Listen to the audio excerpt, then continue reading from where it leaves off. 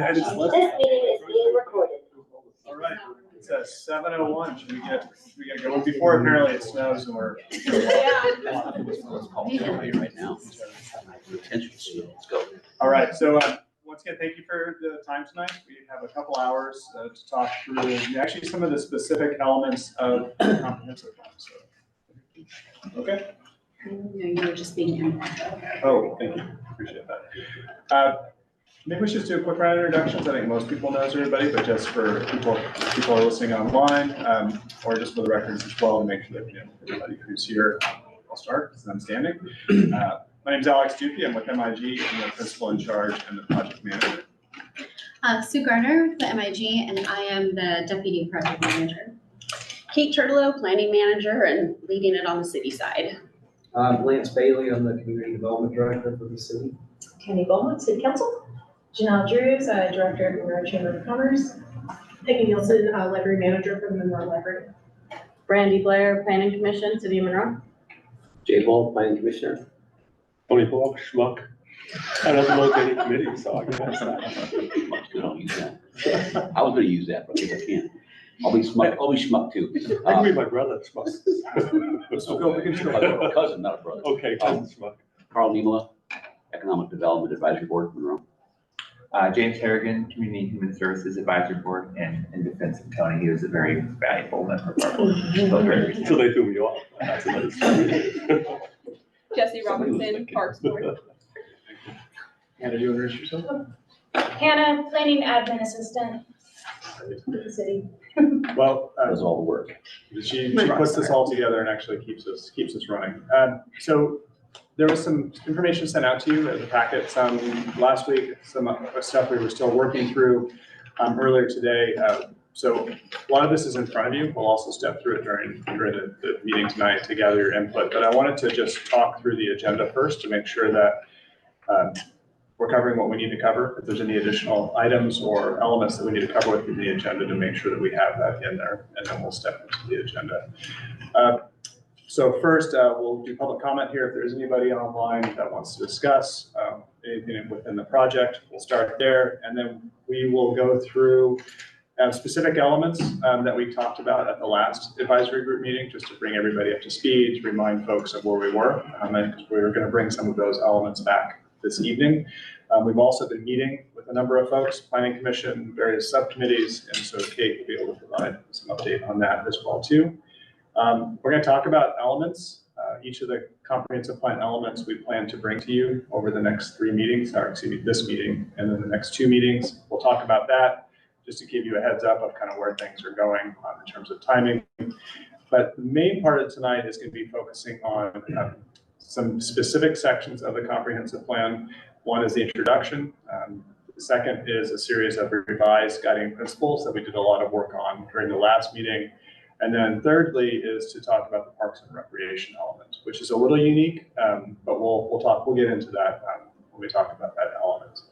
And then Michaela Jellicoe, who's with Community Attributes, she'll be joining us just a little bit later, and she'll be talking about economic development and some of the market analysis findings, which is another element we'll bring to you in the future. So with that, anything else we need to cover within the 2 hours? Aside from schmuck or schmucks, or who was kicked off of what committee or subcommittee? Only uphill. Only uphill. All right, well, we can always come back to that if we need to. So with that Hannah, do we have anybody online other than Michaela?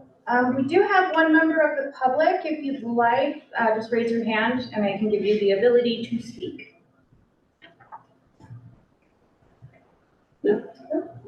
All right, well, let's jump into it.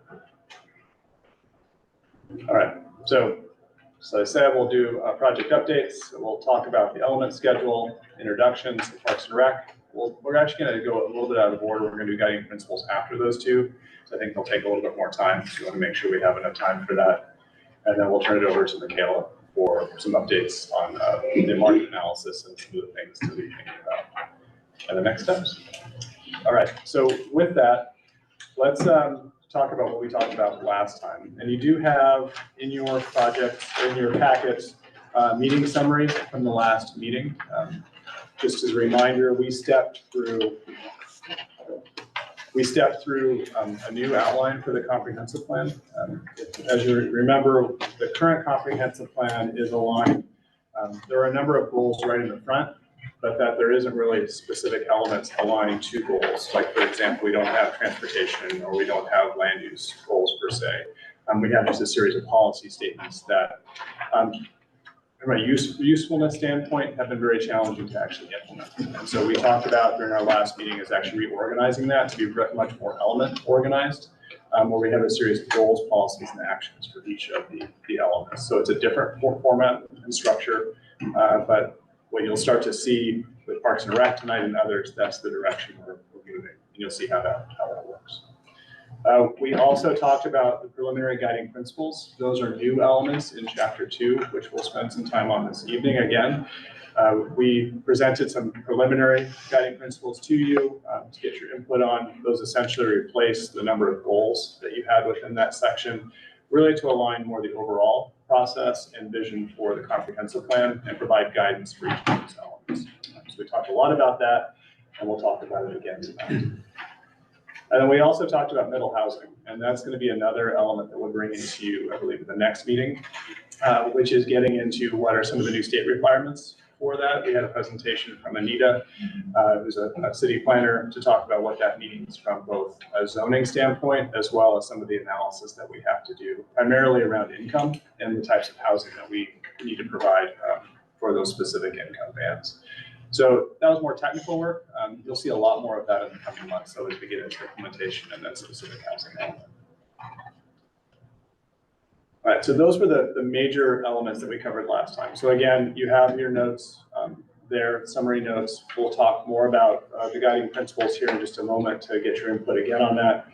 But I wanted to just say or show some of the things that we've been doing over the past, I guess it's been about past month or so. 2 weeks. 2 weeks.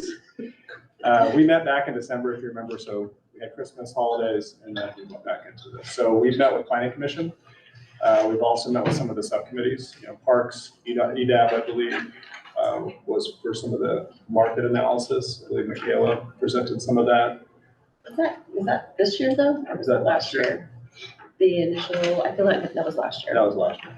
I know we met with Parks, and then also we've done some internal review. And so some of this work has happened through the committees, but it's also happened, city staff have reviewed information, city manager has reviewed this. There's others that are reviewing it internally to make sure that we have the language right. So there's been a lot of work that's occurred since our last advisory committee meeting. Kate, can you just talk a little bit about some of the meetings you've been to and what you've been doing? Sure. I don't know. I know it was at Parks Board a couple weeks ago. Was there a good conversation around the chapter 7 at all? Yeah, been presented to you. If not, it's okay. I don't need to put you on the We spot. had a presentation from, what was it, Ben, I know Ben gave an overview. at the last meeting? Or Sorry. maybe he lied to me. Just kidding. No, sorry, I remember we had a guest visitor that did like an hour. Oh, was that for presentation. the trails then maybe? Yeah. Okay. So they had 2 items. And then this week, Planning Commission on Monday night was an introduction to chapters 1, 2, and 7, which you were all seeing this evening. And then on Tuesday night, it was at the P3, which is the Public Works, Planning, and Parks Subcommittee of the Council. And then we're here with you this evening. I do want to let you know, as Alex mentioned, senior leadership has been giving me a lot of comments that came in last week, so it is not reflected in this document. I got some comments on Monday night from Planning Commission. Those are not reflected, so I'm going to just jump ahead. Your task this evening after we have the presentation is if you could review the document and get back to me if you see huge things like, oh my gosh, I can't believe this isn't included, or I don't feel like this is the right tone. If you are definitely a detail-oriented person and like to do editing, I will take all of your edits. If you could do that within the next couple of weeks, though, I would really appreciate that. The goal is we are taking these in smaller chunks, but by August, we need a complete document. And so that's where we're leading to, but any edits, changes, suggestions, we want to hear that early so we can start making those. If we're going in, especially if we're headed in the wrong direction. Yes, So just to clarify, is it on all three of these? absolutely. Okay. With one caveat that we'll get to at Parks. Yeah. Parks has already been adopted. That was part of the proposed plan. So, yeah, so as Kate mentioned, so what we'll talk about tonight, there have been some edits made, like, then we'll show some red lines, from what planning commission discussed. We've started to make some of those changes. There have been some other edits just from a clarity standpoint, making sure that it aligns, for the vision and order. But we'll talk about all that when we get into those pieces. Anything else for that? No, that's it. It's moving.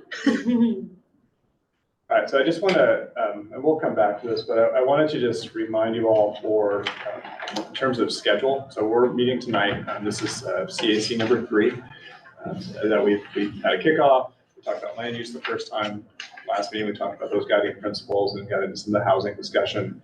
Tonight, we're going to talk about chapter 1, which is the introduction, chapter 2, which is the vision and guiding principles, and then chapter 7, which is parks, recreation, and open space. We're taking some of these out of order, primarily because we don't want to bring you huge chunks of elements that we just can't get through. For example, if we brought you housing, land use, and transportation all in one meeting, that each of those is going to take some time. So we're trying to, bring you ones that are manageable, as well as some, some that are a little bit heavier, like the guiding principles. So we're trying to balance all of those elements, as well as not being here all night to try and get through each of those pieces. There is also an economic development element that we'll be creating. What Michaela is going to talk about tonight is really the foundations for that, some of the potential themes they've been seeing, what's some of the basis for the economics and the market components that are happening within the city now. So that's kind of a preamble of what you're going to see for that element. I'm going to jump in just 1 second. I met with the city administrator this afternoon, who is leading a separate but consistent process through EDAB. So the information that's coming through the team, my understanding is EDAB will really be taking the lead on the economic development element. So that will be, the timing works just fine with the future CAC meetings and the expectations of taking things to planning commission and the city council. But I just want to let you know, for those who are on the board, that one in particular is taking a little bit of a different path forward. Yeah, that's a great point, Kate. There's a number of boards or committees that some of these go through, like parks or housing or EDAP. So it's not just this group or planning commission or city council. It's some of those other subcommittees that also will be working through this. So there'll be many eyes on each of these elements. So just projecting out, we are planning on meeting sometime in April. And I don't know the date it's been, is that on the calendar? It's on the calendar. So we're meeting in April. This is one where we're going to start bringing in some of the bigger ones, land use and housing. We're going to try and tackle those together. Those are large issues. We may not get through all of that meeting. We'll see how it goes. And then shorelines and natural environment. And so that's all 3 of these are ones that we're working through now. And I believe those go through planning commission before they get to the advisory committee, if I remember the schedule correctly. Yes. So we'll have some input in advance to be able to come back to you. And then finally, our last meeting, which is in June, as I said, we're trying to break up some of the big ones. That's where we'll bring you transportation, utilities, and capital facilities. So utilities in particular, and transportation as well, have their own plans. So there's a sewer, a water, and a stormwater master plan. We'll be pulling elements out of those master plans that will become part of those elements. So they're actually kind of lighter lifts for us on the advisory committee side, which is why we paired it with transportation, which is obviously one of the big ones that everybody wants to dig into. It's also the one that takes the most time because they have to look at what the land use elements are, and then they have to start thinking about projects to be able to address that growth. So that's why those are loaded towards the end. So that's our goal. I just want to remind you kind of how some of these things are coming through. Those are all the major elements in there. We're not bringing you the entire comprehensive plan as a singular document. We're bringing you all the major pieces of that, but ultimately your input on these essentially encapsulates what's within the comprehensive plan. So all of the various chapters. Any questions on that at all? Just to remind you that you still got a lot of work to do. It's gonna be fun. All right, so let's step through some of these chapters, and feel free to stop me at any time. There's a lot of words on these slides. And before I jump into them specifically, the ones that were sent to you, those are unformatted documents. So we're just trying to get text on paper. We're trying to get, tables or anything else that we need in there as key elements. These will be formatted consistently and in a way that's attractive. We'll have images, we'll have graphs, we'll have graphics in those. But we just wanted to make sure that, one, we agree to the language first, to make sure we're doing that before we get into design.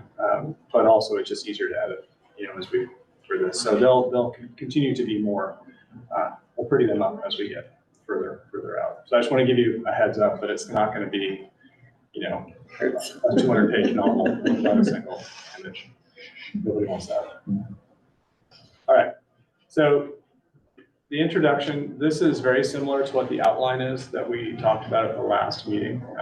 This establishes the project context, including how Monroe 2044 relates to both state, regional, and local planning, or some county planning. So there are, as you know, a number of things that we have to do to meet Department of Commerce or Growth Management Act requirements.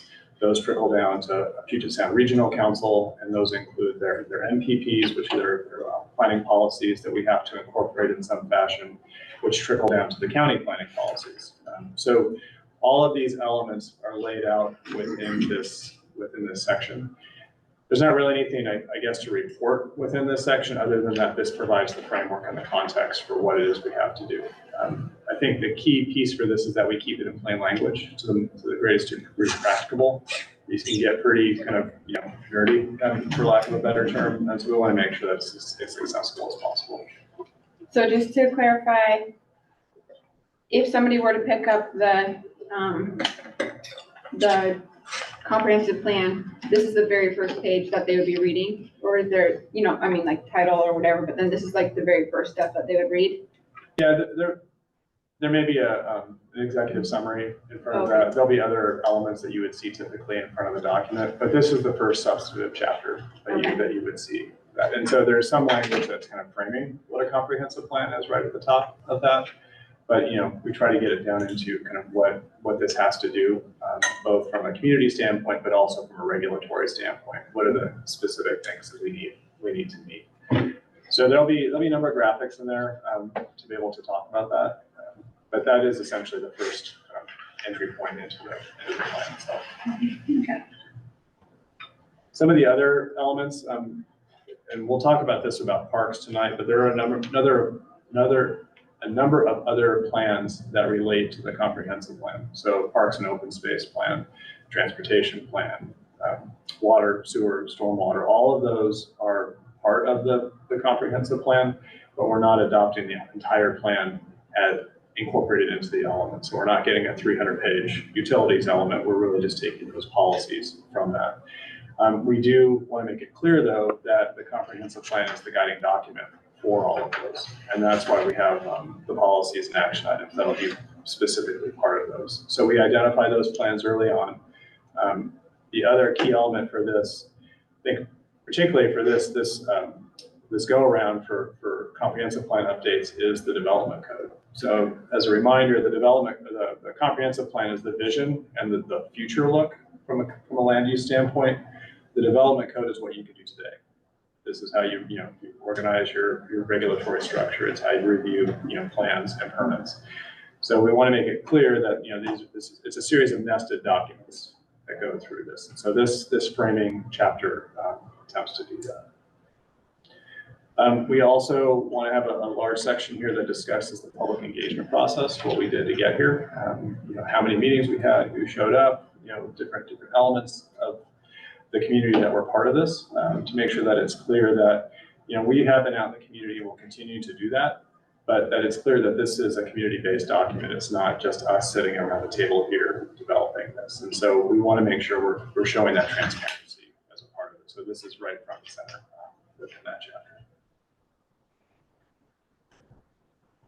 And then finally, the plan's organization. So this is, for the most part, out of the outline that we sent and we talked about during the last meeting.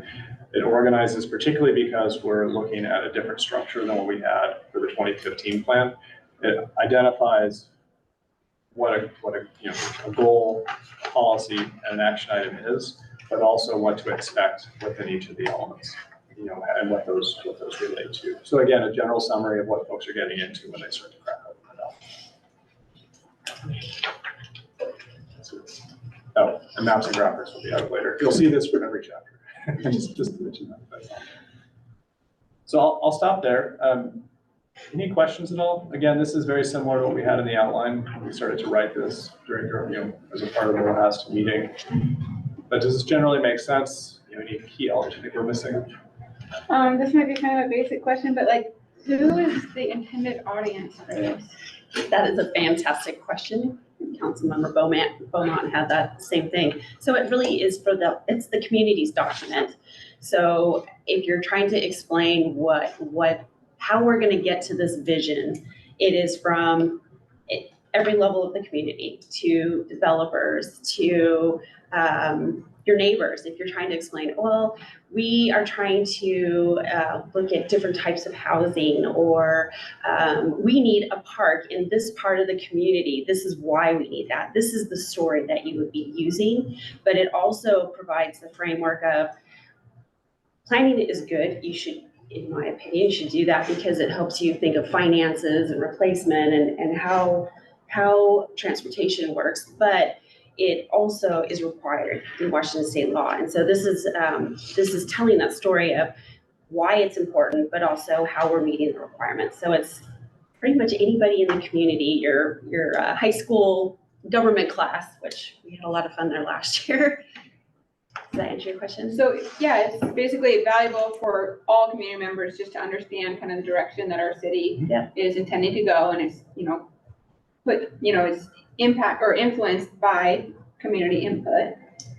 But then additionally, it fulfills a legal requirement to have this plan in place in order to receive certain funding, or? Yes. Okay. So our comprehensive plan, and now it used to be that the Washington State Department of Commerce was more of, they're one of the agencies that we have to send our plan to.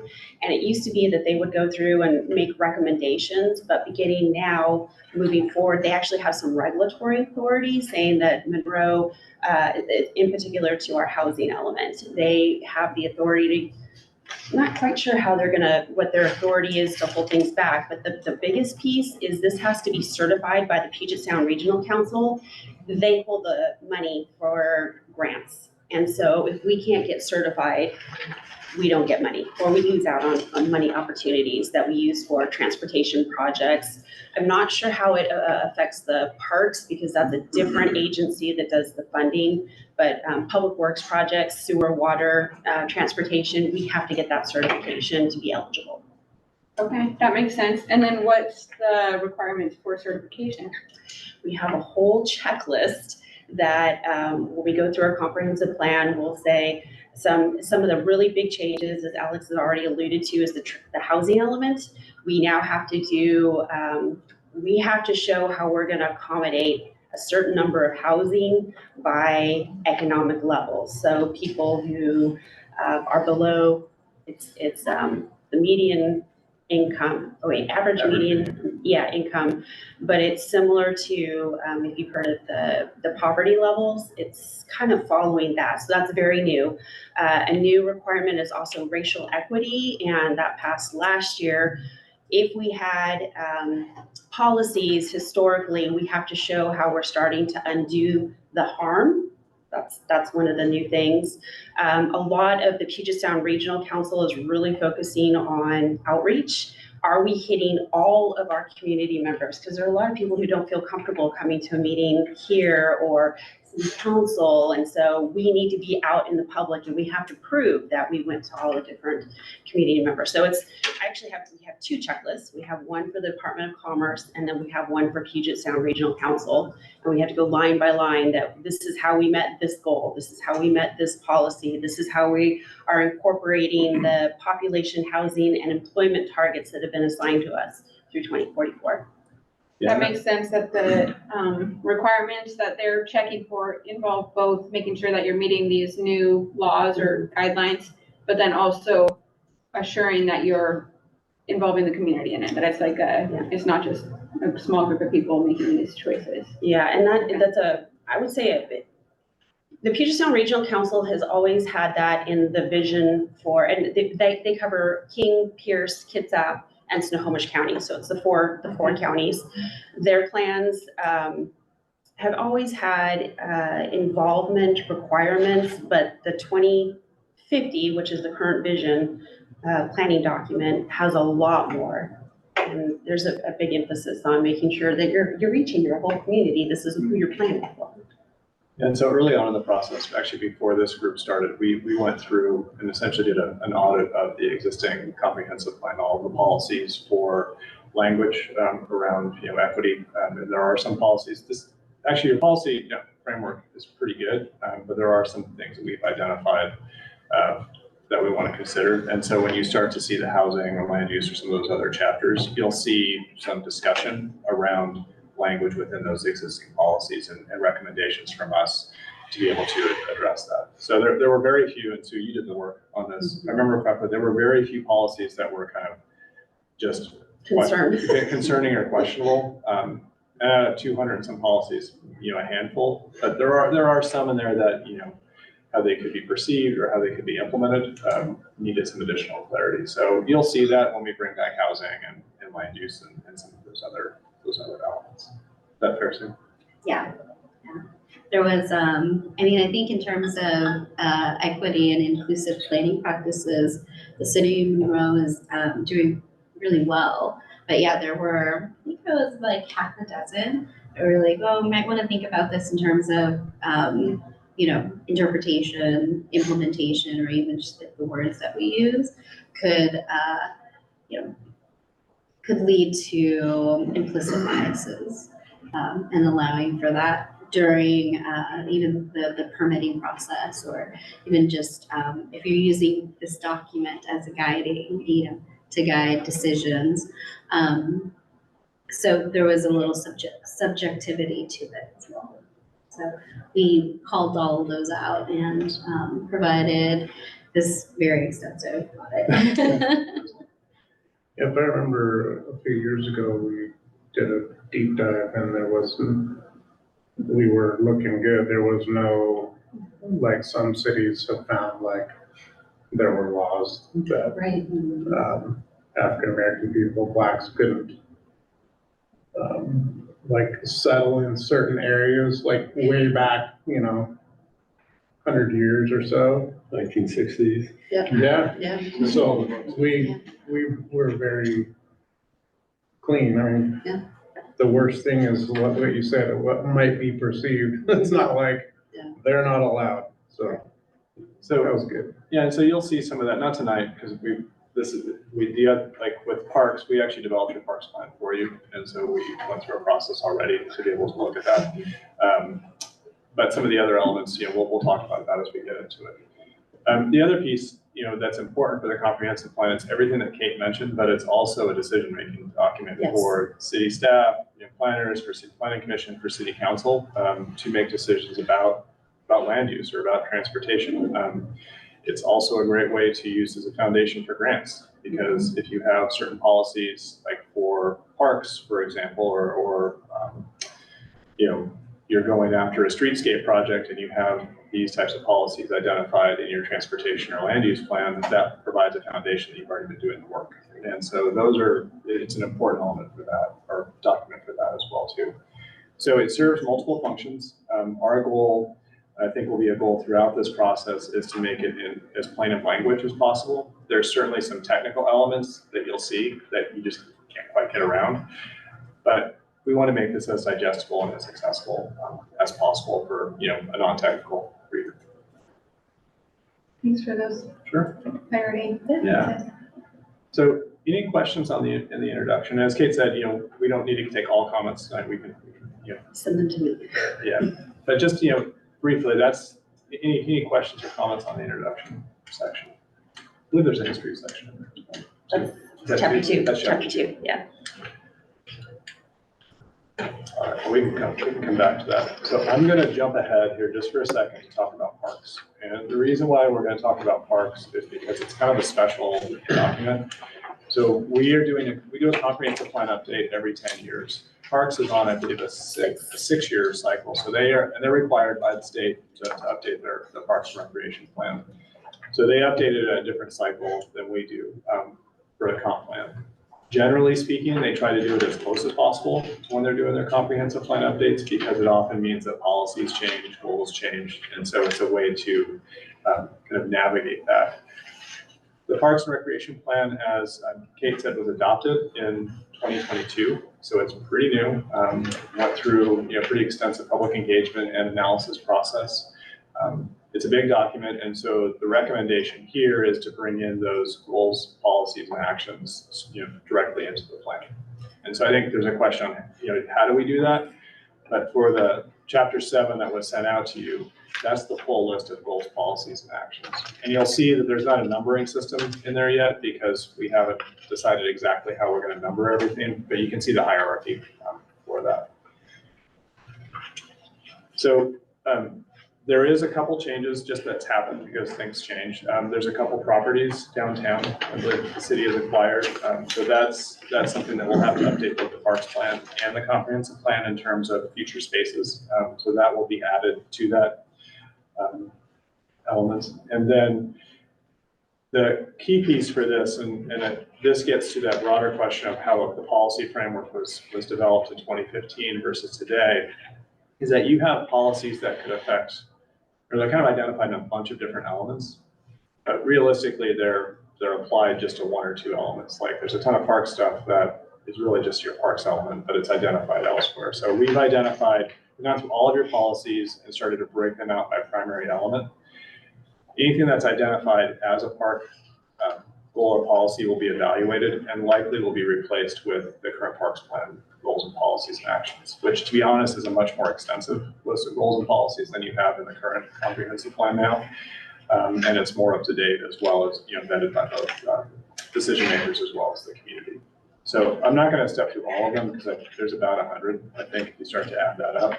But there are quite a few. I do want to stress too, we're not expecting changes to these except for updating where those two parcels are that the city purchased. And primarily because it just went through the public process, opening this back up has other challenges with it too. And that's why the Parks Plan was done right before the comp plan is to essentially prepare for this what we're doing tonight. And then again, we'll be adding maps and graphics to that.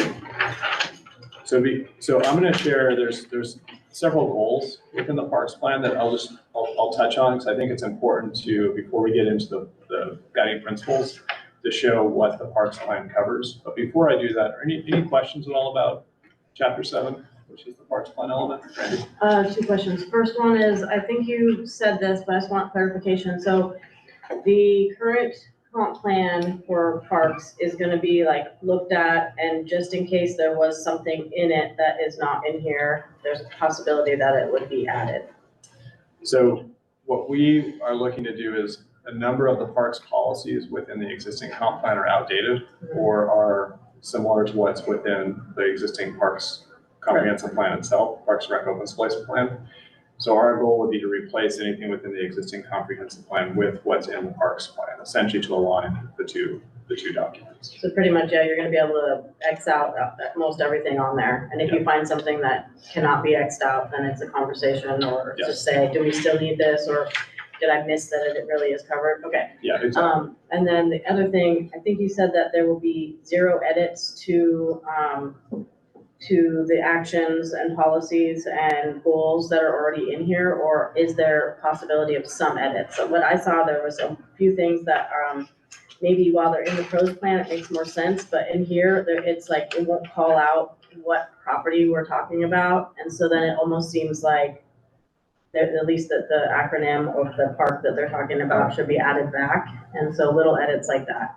Sure. I think, if there's clarity edits, for something like that, if you don't have a full plan behind that, like maybe the acronym was spelled out in an earlier chapter, we can certainly, that's not a policy related change. That's just a clarity change. But from a structural standpoint, that parks plan is kind of set. And so that's, and it's, it just went through your process, about a year ago.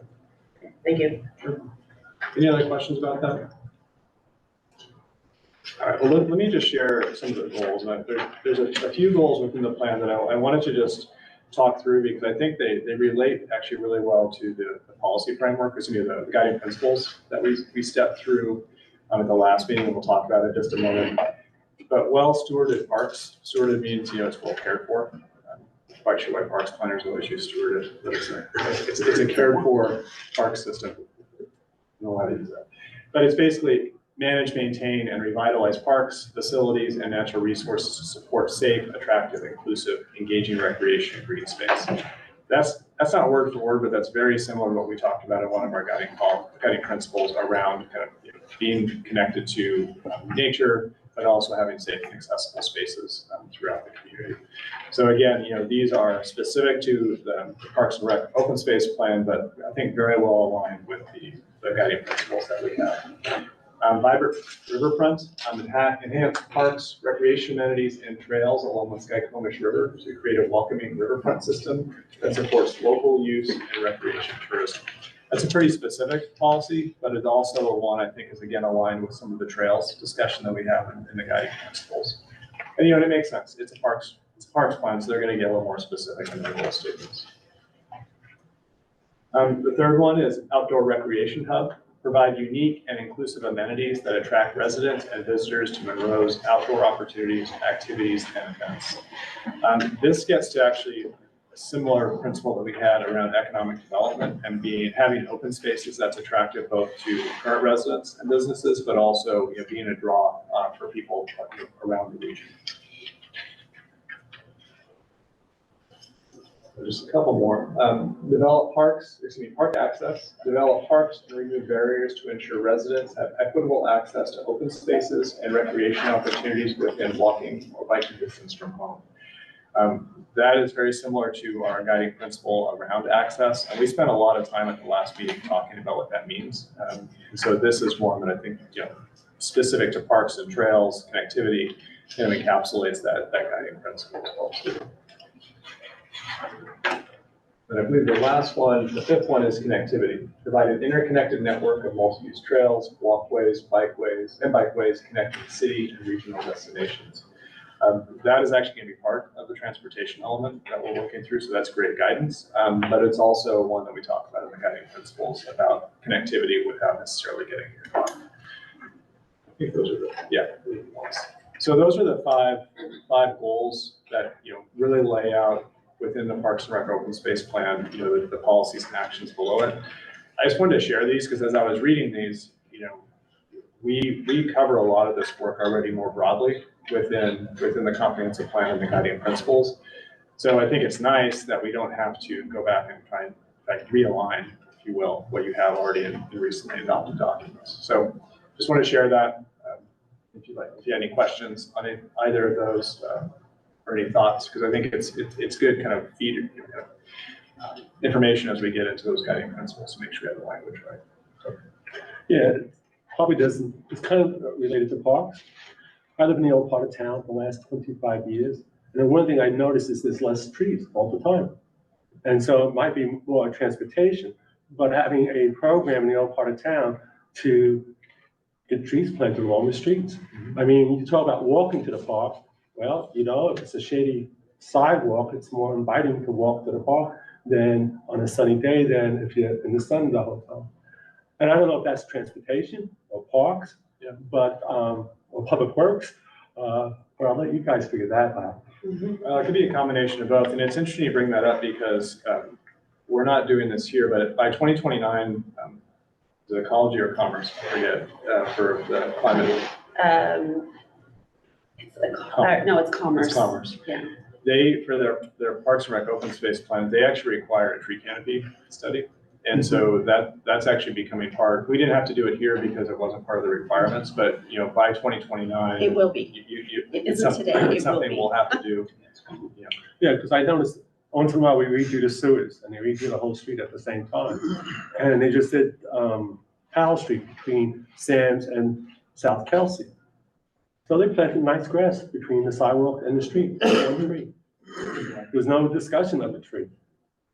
And the other thing that takes part in the old part of town is the larger lots are being subdivided. When that happens, the trees come down. In the older part of town, the trees were planted back in the 1950s, and you have these wonderful 100-foot tall trees, which are inappropriate for a densely populated area. So to my neighbors, that looks like it's ready to fall down. And so anyway, I just thought I would bring that up because it touched parks and transportation and public works. No, and that's a great point, and I think it's one, let's hold that, because that's definitely something we can talk about from a, like, we want guiding policies for streetscape or within land use, because, you know, street trees and, you know, updated street guidelines, that certainly can be, you know, policy discussion around that. Certainly related to parks, just, you know, having that green space, but I think on some of those other pieces that we see on the development side, you know, what are your street standards? You know, should you reconsider those if there's opportunity for street trees? Yeah, especially when you look what happens in new development and what we require for trees. So we'll talk about that at the next meeting, because I just reviewed some of the land use stuff, and there is definitely a fair bit of street safety elements in there, so. Thank you. Other questions or comments on this? Oh, sorry. Just since you kind of opened the topic of specific park things, one thing that I wanted to mention, if I could, is I've noticed some spraying of pesticides in some of the parks. And I don't know if it's been considered what kind of pesticides are being used. I'm sure there are good people who have thought about that, but, you know, if we're really focused on aesthetics, then parks might be more inclined to use more pesticides than some community members might prefer. So I'm not, and that would fit in with, you know, preserving waterways and all kinds of other parts of the considerations, but. Let me look back, and again, as I said, there's a number of policies and actions underneath that, and pesticide use kind of comes up in maintenance often with the pros plans. And so we can take a look and see if those are in policies. That's also something that could be, we'll be talking about shorelines and the environment as a part of that. That's also a section that is not related specifically to parks, but has, like you're saying, you know, within a riparian area, or what that means for, you know, having it on a lawn that has stormwater issues. So, yeah, definitely. So especially in parks where kids are, you know, are playing. Sure. You know. Yeah, so I guess two pieces. Let's look at the parks, and then let's also think about that when we get to the environment and shorelines and elements as well too. Great conversation. Any other thoughts or comments?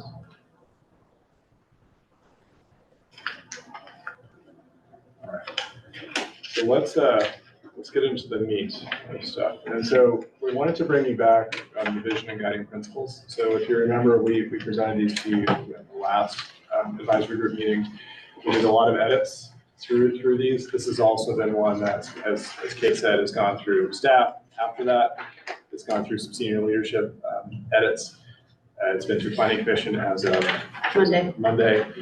So the planning commission ones, we're still working through some of those edits, but we have been able to make some of the, we made the changes that you requested. And then we've also made some additional changes, really, I think, around plain language to try and make sure that we have, you know, again, this is accessible to a general community, to make sure that we're not talking in planaries.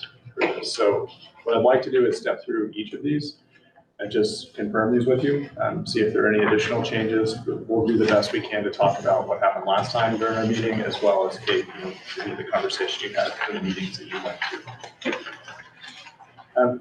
So just as a quick summary, the CAC, you reviewed these in December 2023. Staff review and updates in January of 2024. So as soon as we got back from Christmas, we took what you did, we made updates, and then staff also made some updates. And then Planning Commission reviewed it on Monday as a part of their discussion, and just some key elements. There were some changes to the equity principle. That's still a draft statement, I believe, within the city itself. So there was some continuing evolution with that. We'll talk about that. And then they also reordered the principles. And so during our last meeting with the CAC, we had them numbered, which there was some conversation about, is there a hierarchy to these? We removed the numbers. So it's just guiding principle, guiding principle, guiding principle. But they did want to reorganize them. Yeah, and the reorganization is trying to make it more aligned with Imagine Monroe. So if you read Imagine Monroe, the first statement talks about where Monroe is located. It's a scenic location. And then it talks about housing opportunities and buying local. And then it ends kind of with your equity statement. And so the reorganization is trying to better align with Imagine Monroe, because that is the guiding principle, or that is the vision for Monroe 2044. It's the umbrella for everything that we're doing in the comp plan now. All right, so let's step through these. Oh, yeah, get maps and graphics. We'll make it through. Just got my disclaimer at the bottom. All right, so safe and accessible. So let me read this. Monroe is a diverse and welcoming community where everyone feels safe and everyone feels they belong. That's basically out of the vision statement that I wrote quickly.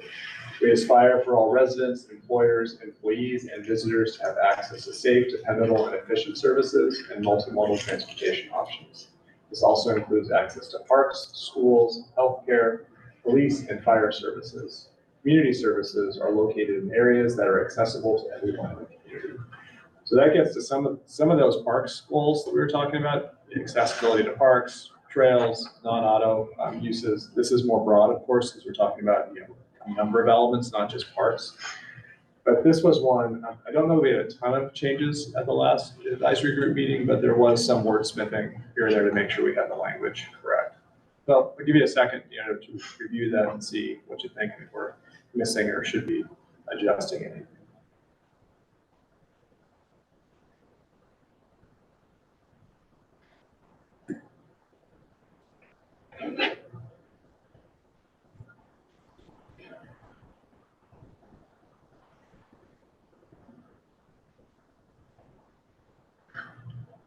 How's it feel?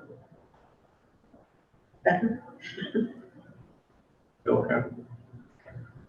All right. We can always come back to it. All right.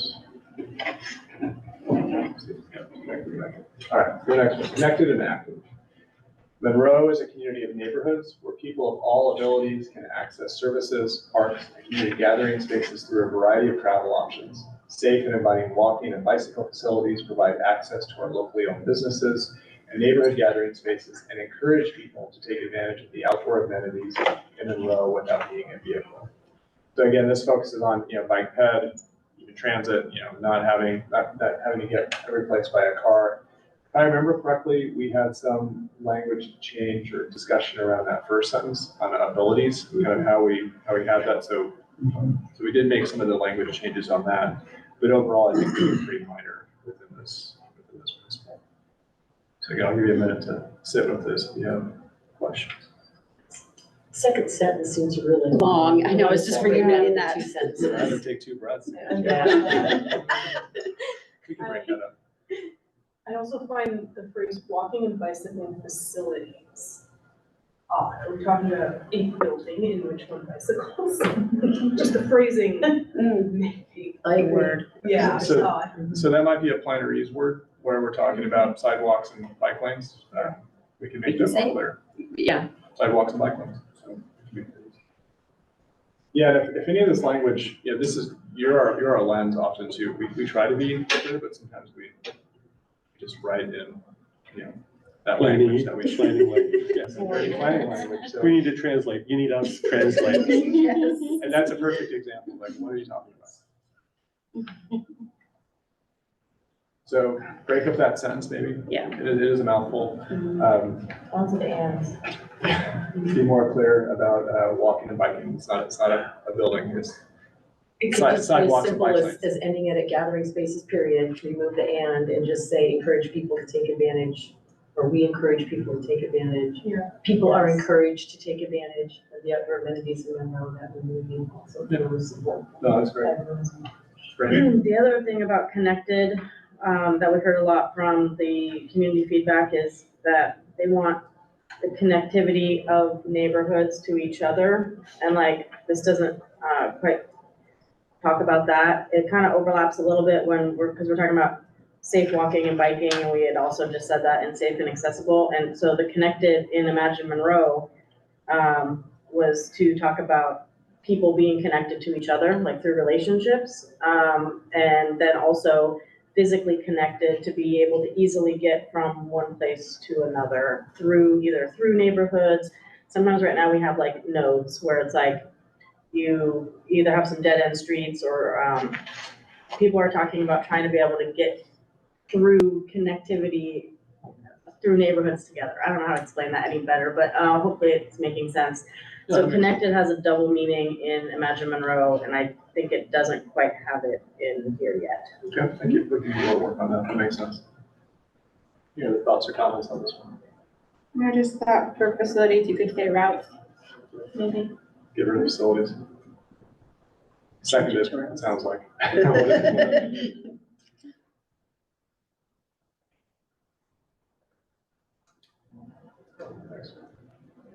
All right, so local and community driven. Monroe is a community of people that support locally owned businesses, arts, and culture. We imagine that all residents should have the opportunity to grow and flourish in Monroe and celebrate its many cultures. We actively participate in civic activities, community events, and cultural experiences. We take advantage of Monroe's proximity to the outdoors by visiting parks, community spaces, and natural areas. We are stewards of the natural environment. So this one, there were some changes on this, I believe. I think some of the senior leadership have had some changes in how we worded a few of these elements. This one does speak again about parks, the natural environment, but it also, this is the one that starts to get into kind of local businesses and kind of the community culture of Monroe. So I'm questioning again, sentence 2, why do we imagine that? Can we just say all residents should have the opportunity to grow and flourish? You know, that stands out a little bit, doesn't it? It really does to me yeah. anyway, just one comment. Yeah, instead of a statement, it's more of like a, oh, it could be this. Maybe it's because it's coming from Imagine Monroe. Maybe. Yeah, we can work that out. Just, yeah. When I read that earlier today, I was like, oh, well, let's see if we can sense I think it weakens it. Really? I do. Yeah, I agree. I was gonna say something. All right. What else? How does this stand? Well, the last sentence, while I concur with it, it's almost like it doesn't belong. I agree, Kevin. Yeah. It's like, Yeah, it's like it's tacked you're on. talking about all these different things, and then, oh, by the way, we care about the environment. Yeah, it does stand out. And maybe it belongs in the earlier one, or something similar to where we talk more about parks and open space. This is definitely more about local business culture, kind of being out and about, if you will. Yeah, that makes sense. We could put that sentence on the one where we're gonna address 20 streets. That's right. Yeah. And these don't have to be long. I mean, they can be very, succinct. We don't have to have 3 or 4 sentences each. We can have just a couple sentences that state what we're about. Short and brief, they might read it. In a way, that last sentence seems almost like a precursor to the second to last sentence, like, we're stewards of the natural environment, semicolon, we take advantage of Monroe's proximity to outdoors by visiting parks. Yeah. That's true. Okay, so let us work on that last sentence. We can see if it fits elsewhere. If not, we can kind of reorganize it a little bit and then get rid of imagine as well, or rethink a different word for that. Ready? Is there any way to add something about taking care of each other or neighborly? Because that's such a theme that we've heard throughout and it's not captured in any of these. Sure. It's a great point. Yeah, this feels like a perfect one for something like that.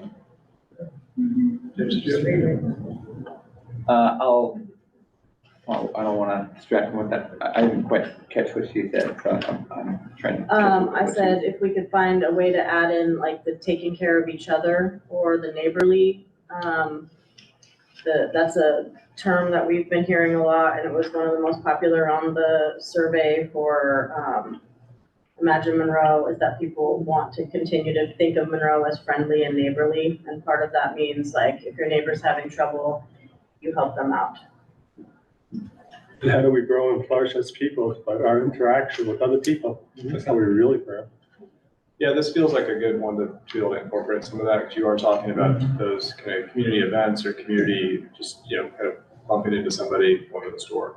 Something I like think sentence 2 would be a good place to maybe add that in. Okay. We talk about all residents should have the opportunity to grow and flourish and celebrate as many cultures. Maybe that would be a good place to maybe add that in. I agree, that is left out. And that was really important when we developed this statement. Yeah.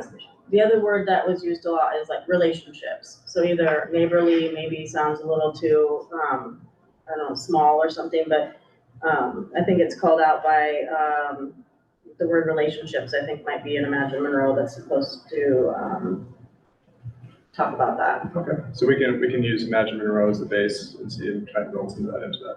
Yeah, great comments on this one. I have one, it is, should the word should be in there?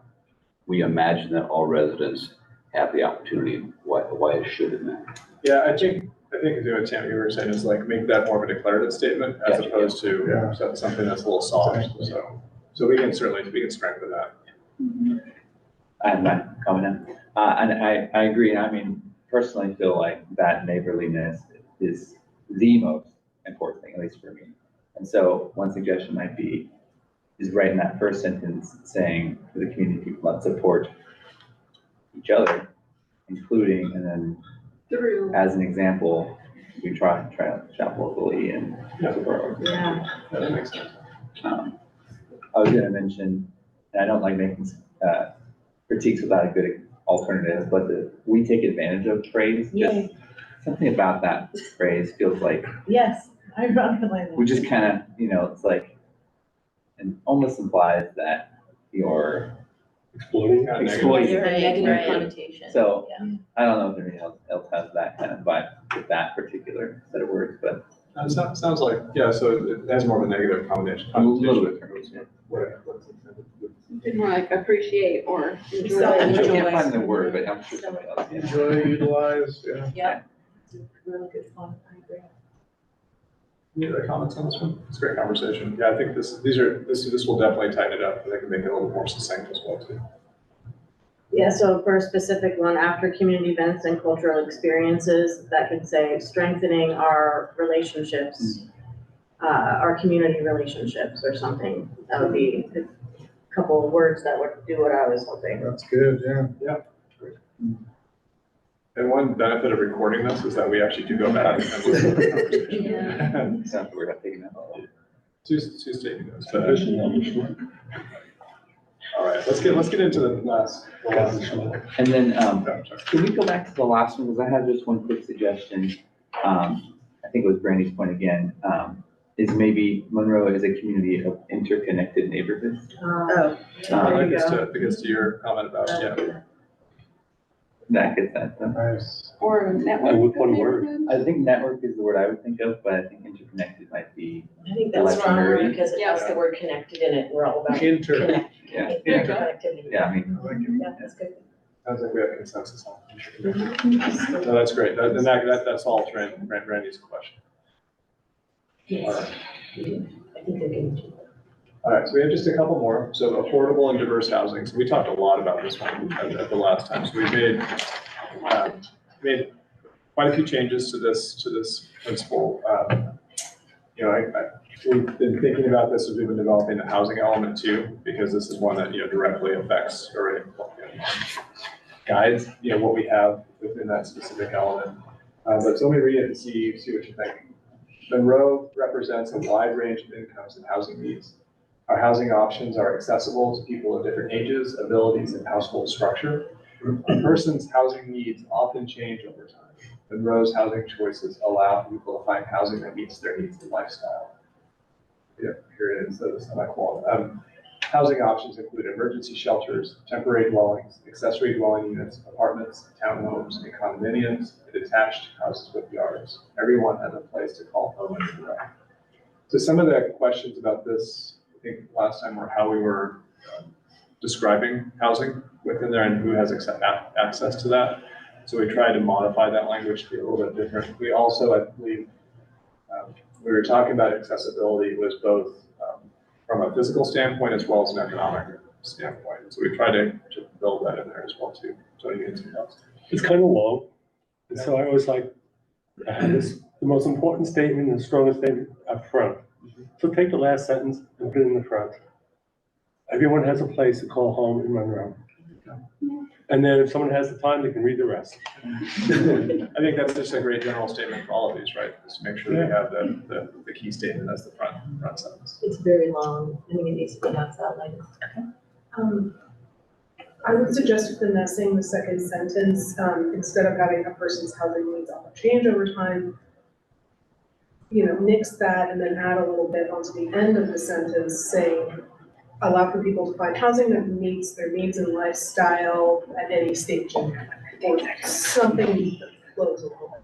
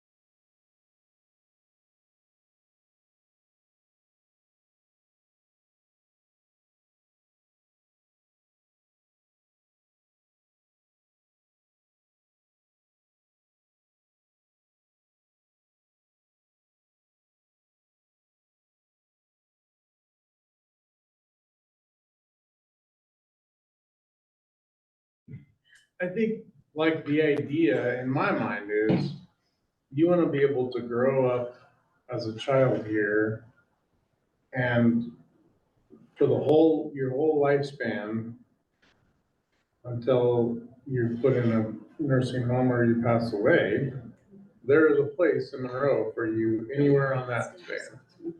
So you could theoretically come at any stage and there's a place for you.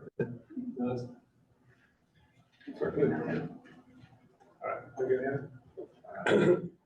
All right, let's go on to the next one. So I want to make sure we have some, and I save enough time for Michaela, so she's pretty interested in that.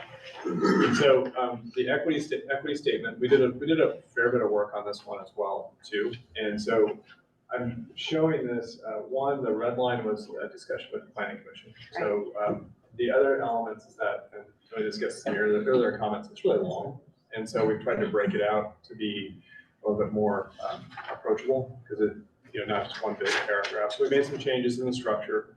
Planning commission again had some changes. And Brandy, this gets to, I think, your earlier comment about on the housing side, when you start to list things out, what are we missing or should it be in there? We actually had a lot of conversation with that, the advisory group, the last advisory group. So I'm putting this up there as well to see kind of some of the evolving discussion around this. It's still an important principle for the comprehensive plan, but some of the language is being revised as we move forward. Kate, do you have anything? I'd just say, so this really is the work that the planning commission had come up with, the stricken section. We had comments actually at this meeting, I think the last meeting. So it's come up a couple of times, but with the planning commission, it was time to strike it. And so the rest of it, for the most part, is what the planning commission developed over 3 or 4 meetings last year. And so hopefully we're getting closer. It's tighter, I think, but you wanted to show it to you as well, because your input is being obviously part of this as well.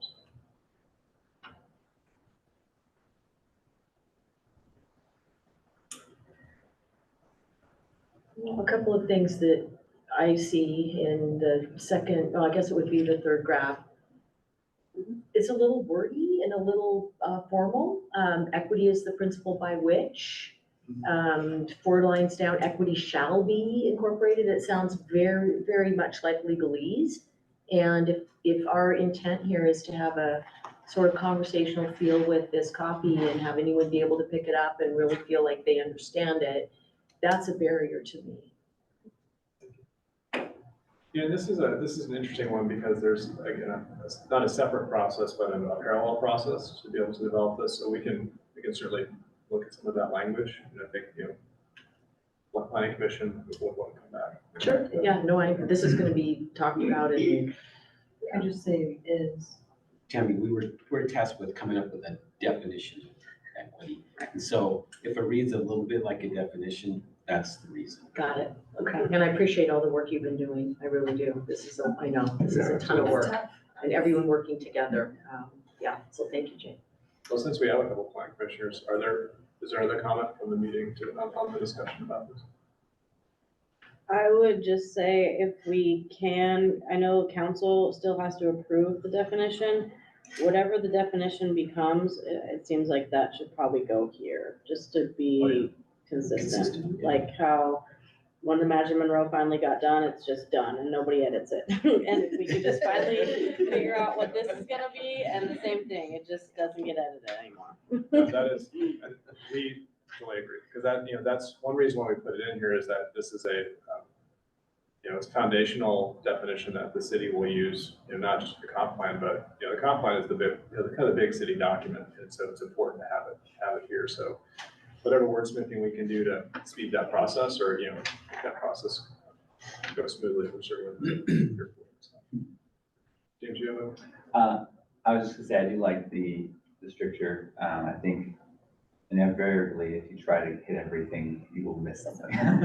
So it's just similar to all people. I mean, humanity is what's probably the most fundamental. So, and I do agree, with wordiness, but I do like the word shall because it adds a little bit of emphasis.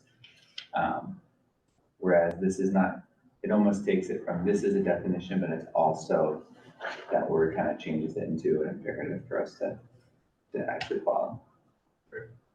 But we've talked in our human service board, we noticed that word and kind of looked at. With the first sentence of that last paragraph, I feel like it's saying that equity is a principle that adopts these policies to currently and historically marginalized and underrepresented people and communities. It sounds like equity is only considering those people that were underrepresented before. It doesn't sound like it's including all. Is that intentional? Well, I mean, I think Kind of is. that, you know, an equity statement is, the goal of that is to address inequity for people within a community who have borne harm for that. And so it's focused on that. So it sounds yes. like equity is more about balancing out what was done wrong before than doing the right thing always from here on out. I would actually put it a different way. I would put it at, we're bringing everybody to the same playing field, so we all improve together from that point. But But still, it's mainly about focusing on, equity is more about focusing on the ones that were underrepresented than just making a statement that all should be treated with equal opportunities. Or, yeah, go for it. I'm not an expert. I'm not an expert. I think so by which institutions, and so for me, that really sounds like systemic racism, which really does focus on historically marginalized and underrepresented people and communities of color, because the system that generally we have in place really don't respond to their needs or allow them at the table. So I think it is a bit wordy, but if we look at, I think the key word here for me at least is by which institutions proactively adopt policies. So it is about undoing a lot of the harm that, the system in place that none of us obviously have, contributed to, have been excluded, these groups from the table. And that's aligned with how, we thought about the equity assessment as well too. So this is a broad statement, but how it's ingrained within city policy, and it's not just from Monroe or it's other places. There is language and impact sometimes, and so that's part of what an equity having the statement provides guidance, and then how to assess each of the policies. It starts to get down to that specific language of maybe unintentional, but how it's applied, can have an effect. And so, like streetlights, for example, this was one of your policies in there that, I don't remember the exact terms, but it's provides streetlights in areas that are dark. That's just general's policy. That sounds good on paper. It sounds like, oh yeah, why wouldn't we do that? But who has access to be able to come to a city council meeting to navigate what that means to lobby for streetlights in a neighborhood? If it's somebody in a neighborhood that understands the process, feels comfortable going to city council, has friends and neighbors who are going to show up and do that, somebody in public works. I mean, those are all, that's the accessibility. So it's a policy that on paper sounds great. How it's implemented can have some challenges. And so that's why, from an institutional standpoint, it's in there. So is that fair? Yeah, exactly. I think it's, it always goes back to the interpretation of it. And you can say that can have broad brush strokes, and can say for everybody, which I do think that is important. I do think that it needs to be somewhere in here. But it is how you get to that point is something that the city, in the implementation of it, can start to undo through the processes that are already in place. I think I just lost myself. Well, I want to add in though, this is coming directly out of the Growth Management Act. We are now required, this section in particular is directly related to the new housing goals. And it's not just racial equity, it's also income. Those are the two things that we have to start addressing. And to have that conversation, you have to start with, what does equity mean to us? And unfortunately, Puget Sound Regional Council has a definition. There's not one in the Growth Management Act. Department of Commerce has a different definition. Department of Housing, DSHS has a different definition. And so the key pieces really talk about who was historically marginalized and making sure that we're thoughtful in how we're moving forward. So everybody now gets the same access at the end of the day. So we have to work on this. Yeah, I think that what I'm seeing is that it's not so much that the wording is off, it's more that my understanding of the idea of equity is more about specifically targeting underrepresented groups. It's Yes. Not equal. Equity is not equal.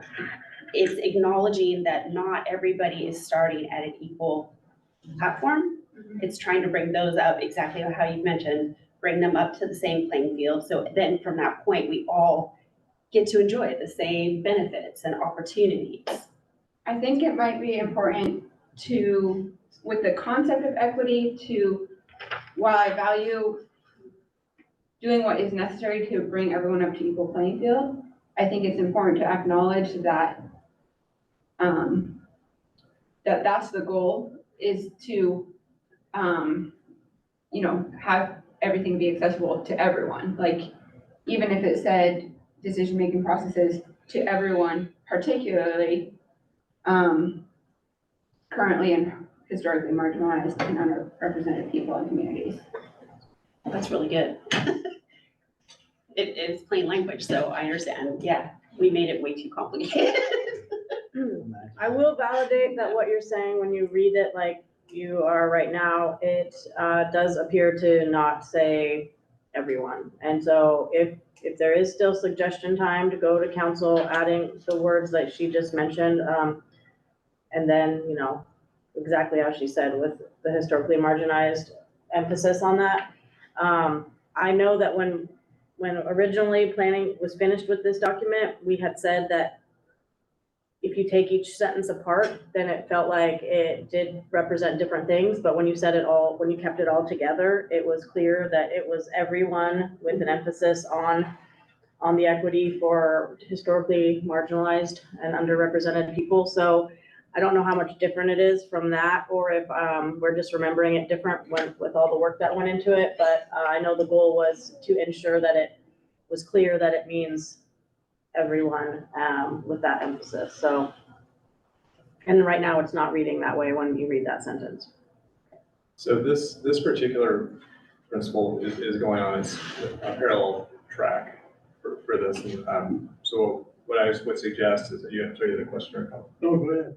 What I would suggest is we can capture your comments here and make those suggested edits, and then that'll continue through Planning Commission and City Council. Is that correct? I'm scheduled to go to council on March 12th or 13th. So I think I've got a planning commission meeting in there that I could take it back to them and then bring it to the full council. Can I clarify just one thing with you? So, and this, I guess, is for Alex as well. So the first sentence of the third graph, did I understand that that is something that we need in there, and maybe Jay and Brandy, planning commissioners, can weigh in, that protects us somehow, or that language needs to be in this document? So the Growth Management Act, in the latest change to the housing element, specifically tasks jurisdictions from a housing perspective to address historically marginalized and underrepresented people. Then the amendments that occurred last year that we aren't fully tackling yet have to do with climate change. There were a whole other group of provisions in there that address equal access for all to public engagement, public meetings, how we're doing outreach. So this language, just the historically marginal, that is straight out of GMA. Okay, and that's something that we really need to have in this document. We need Correct? to acknowledge it. Yeah. All right, that was my question. Yeah. Yeah, I think it's important also, that with GMA as well, PSRC, it's the recognition that our system needs to change. And for equitable outcomes to be realized, that how cities operate needs to be looked at. And there needs to be effort for, or a focus on lifting up those voices. So I think I want to make sure that we don't lose that part of it too, is that we are talking about a system here that we're recognizing that needs to be adapted and changed with the times. So how we word that obviously is very difficult. And we want to make it as plain language as possible. And however, it gets changed or refined, I think addressing the system and making sure that the system is, allows for opportunities for everyone is really important. Because we can change the language, but if we don't change the system, we're gonna have the same outcome. That's right, we're gonna have nothing about high-end housing north of Monroe. So I do want to make sure we respect time, so I want to make sure we have enough time for Michaela on this. Are there any other comments regarding equity? And then we'll close out the principal session, a couple statements on that, but anything else on equity? Just to reemphasize, changing the system is vital if you want to change the outcome, not just have the language. Just related to that, I know I'm sorry, Katie, as we've gone through this, because it's been a lot of work to do it. Every time we have the discussion, the term outcome, but it's never mentioned, it never makes it into the actual language. Why not? Outcome. It's the city's council. We can email. Probably. Email you. Just, I wanted to say that, I think that third sentence is important. I think one of the things to note is that, focusing on equitable adverse impacts for those who are marginalized, it doesn't just serve those who are marginalized, it serves everybody. It's a condition that's positive for everybody. It's just, when you focus on that, then you address the system and you make it equitable for everybody. And the very first sentence says, it's about everybody. So. I was just gonna say, before we started all this, and I first read this, I loved how we called out currently and historically marginalized and underrepresented people communities. So I think that's really good. So for these principles, so the equity statement will be moving on its own track. So we'll make some of the changes to get that through. So Kate, you can run the process that you're running through with that. With the principles, what I'd love is we'll make some of these changes, but if you have any additional comments, let's say by next Friday, does that work for you, Kate? Yes, absolutely. By next Friday, give us any markups, because we're not gonna bring these back to you. We need to move on to some of the other elements. So by next Friday, if you can give us any markups, send it to myself or Kate, however you want to get it to us, we'll take those changes in and then we'll get a revised set out. And we can do that as a part of just meeting notes or get you, an updated chapter 2 related to this, so you'll have that. No, actually, even better idea, just respond to the email that Hannah sent out Oh, yeah, perfect. and she'll get it to me. Perfect. Hannah, you're on. All right. And the order that you presented them is the old order and what's on here is the new order? That is the new order. So what Hannah sent, that should be the new order.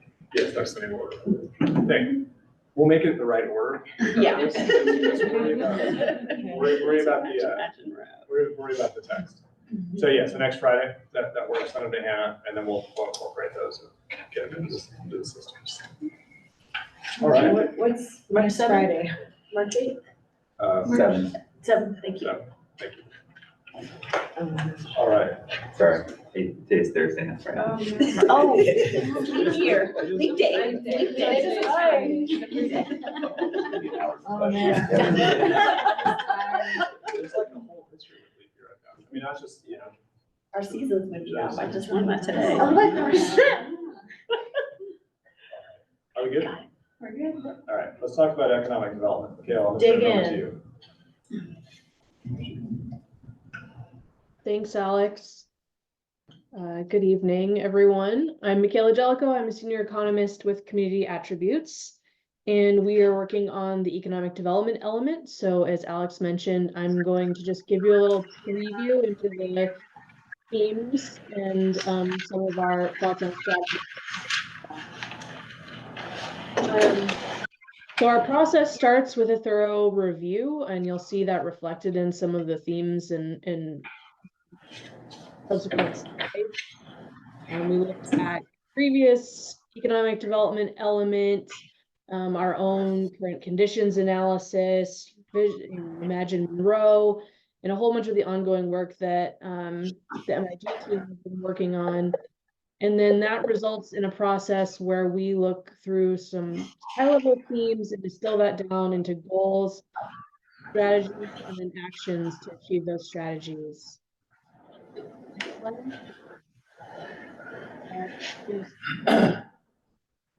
Yeah, so we'll be population and housing trends. Strategies that come out of that are building upon your growing population. We're seeing that the city is growing more educated and more diverse. Some of the fastest growing segments of your population includes the young professionals group as well as seniors. We're also seeing that income and housing costs are both rising. They're both rising pretty much in line with Snohomish County as a whole.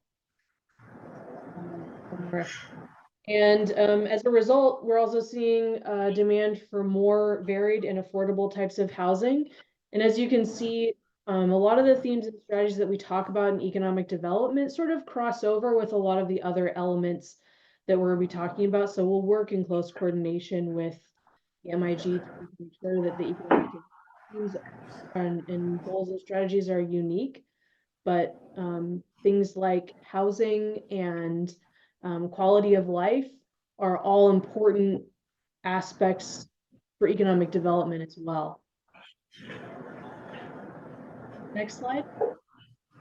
On the employment and industry slide, growing and expanding existing industry clusters within Monroe is an important strategy that we'll be looking at. Those existing structures include public administration, which captures the correctional complex and government employment, as well as manufacturing, education, and others.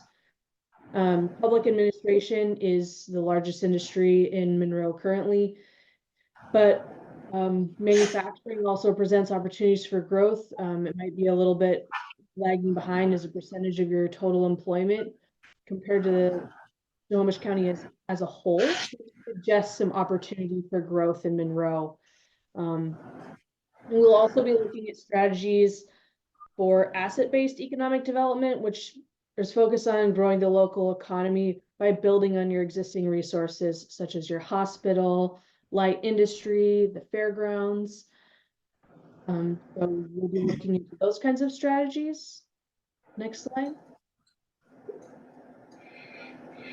Your market trends suggest opportunities for increased diversity in retail, and they also signal some stability. So we're recommendations for continuing to engage with market professionals to gauge those future trends and market potential ahead of time. And another important theme is that many of Monroe's residents actually commute outside of the city for work. And one of the themes that we hear a lot through all these documents that we've already talked about today is sort of that locally focused jobs and businesses. So we'll be looking at strategies to help build jobs in Monroe for the people who live in Monroe. Next slide. Continuing on with targeting industries, obviously supporting existing industries is an important strategy and theme. Building upon your existing industrial ecosystem by nurturing supportive commercial growth within those industrial zones.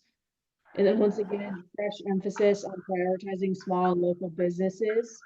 So that's not only local business and local products, but also supporting women and minority-owned businesses. Women currently represent 65% of Monroe's workforce. And Monroe also has a higher percentage of Hispanic and Latino residents compared to the region as a whole. And also capitalizing on Monroe's advantageous location, which leads us to strategies to support industries like accommodation and hospitality, food services, and other tourism-related industries. Next slide. Addressing workforce development, equitable access to job opportunities. That could include strategies focused on improving awareness of workforce development resources in the city, support for entrepreneurs and seasoned career professionals, increasing household wages, and then in line with those population trends, once again, finding opportunities to retain young talent within the city, such as looking at education to job pipeline, and then strengthening supportive services for working parents. Next slide. And this slide and the following one are really looking at how we're going to coordinate with the EIS and the land use action alternatives. So I've thrown those in there just for reference. But our strategy will be looking at, how do we have options that include business activity that supports the forecasted adopted employment targets, and is in alignment with those action alternatives that the city is looking at. Next slide. This is similar. This is looking at the housing targets.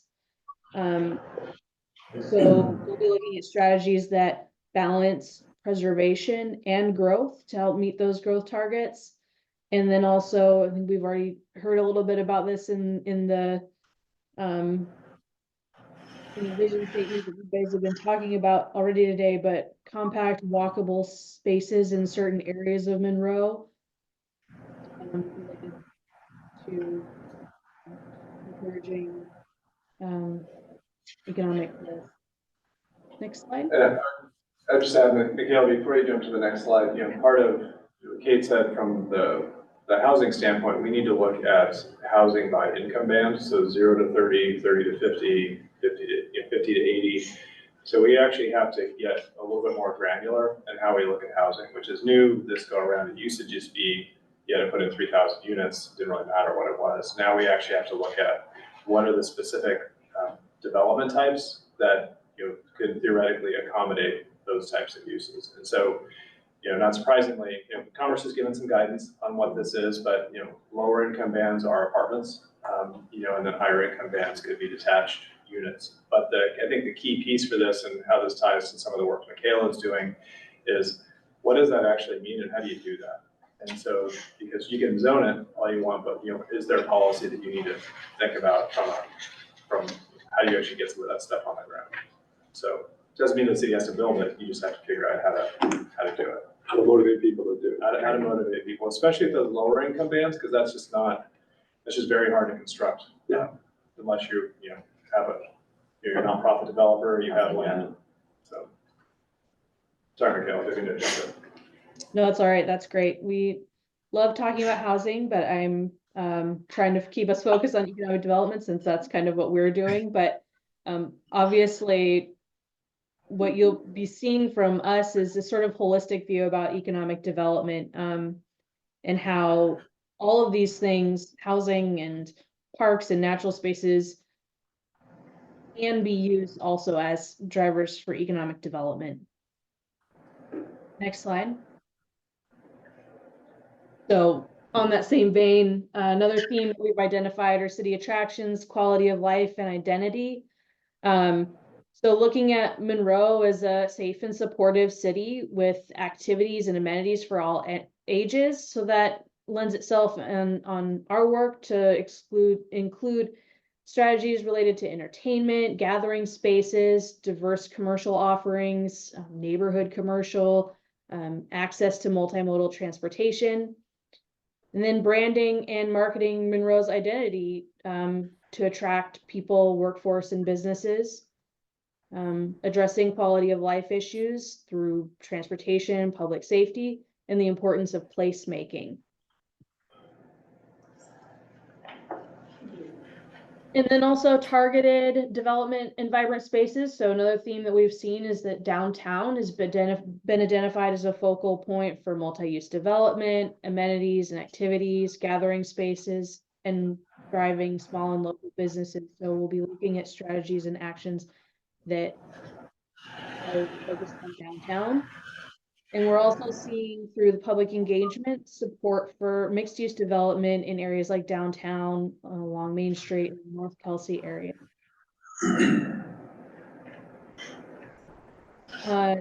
Nature and outdoor recreation. So as I mentioned, public spaces can be an important aspect of economic development. So showing strategies that present an ongoing commitment to providing those natural spaces, and then centering those natural spaces in Monroe's identity as a tool for attraction.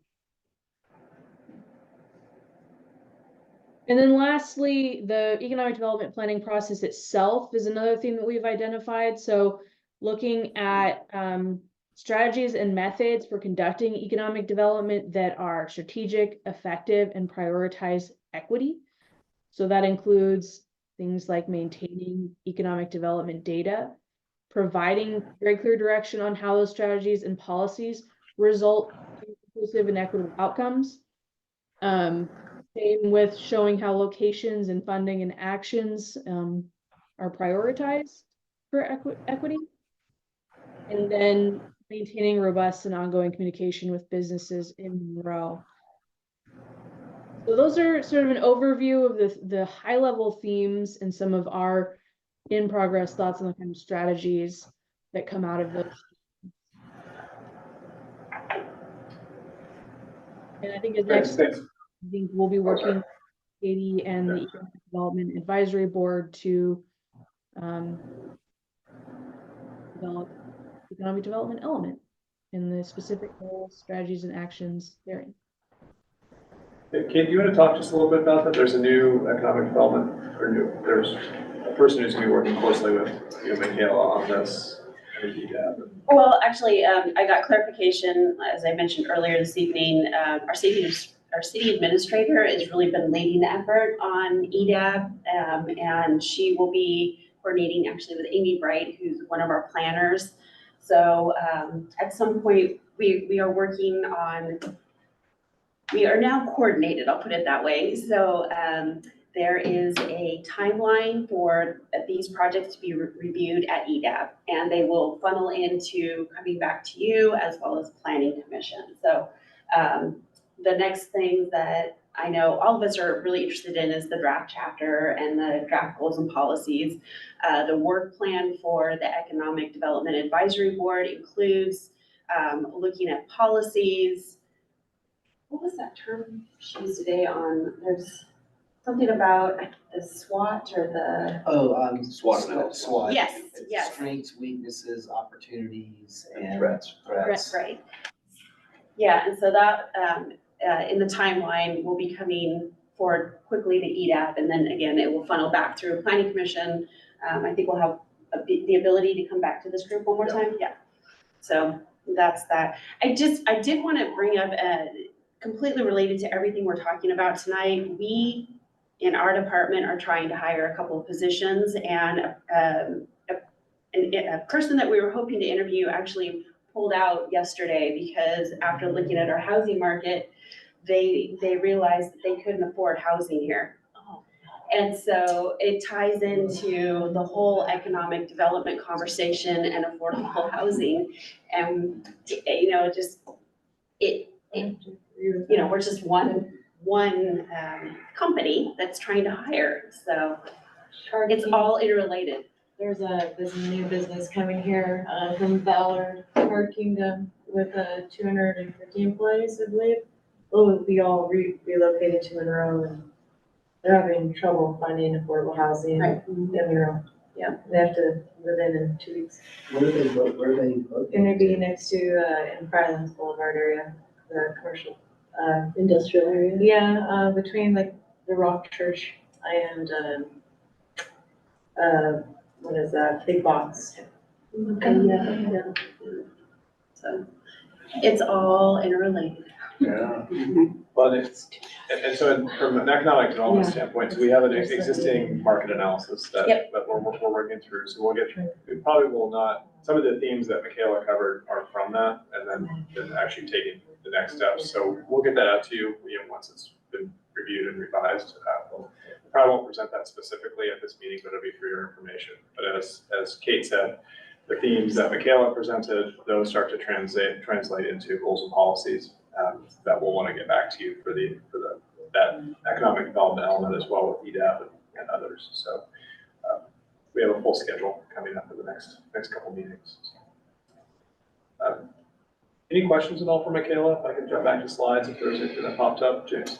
I have a high level question. So when thinking about economic development, this is specifically in the context of the comprehensive plan take. And so, like, for example, that SWOT, strengths, weaknesses, opportunities, threats, toward economic development or toward the Imagine Monroe vision.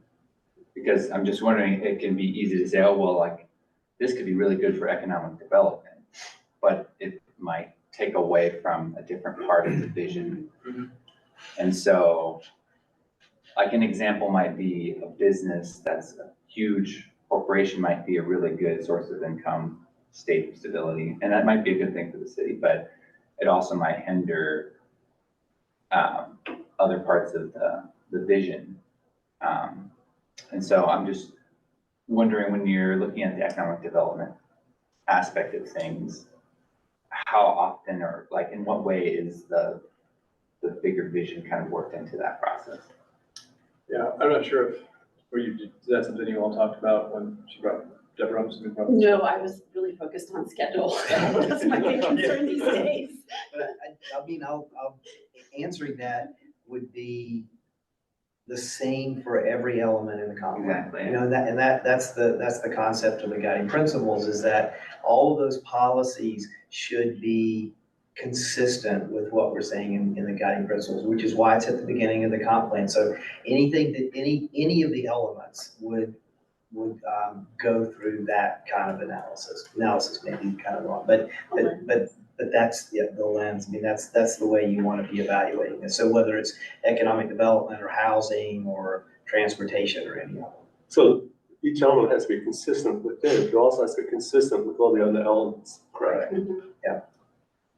There is, some policies are unique to whatever element you're in, but there's also across, like Michaela was saying, housing. But it shouldn't be in conflict with any other elements, policy.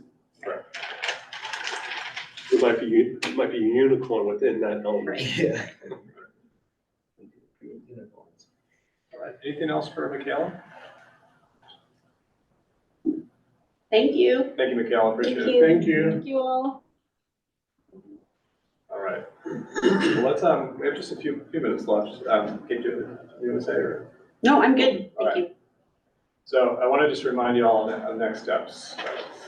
So again, we are meeting in April for our fourth meeting. The goal for that is to have land use and a few other elements with you that I showed earlier on in this land use and housing, I think, are the two big ones that come back. So that should be a hearty discussion. Do you have a date on that, Alex? A specific date in April? Happen to have it.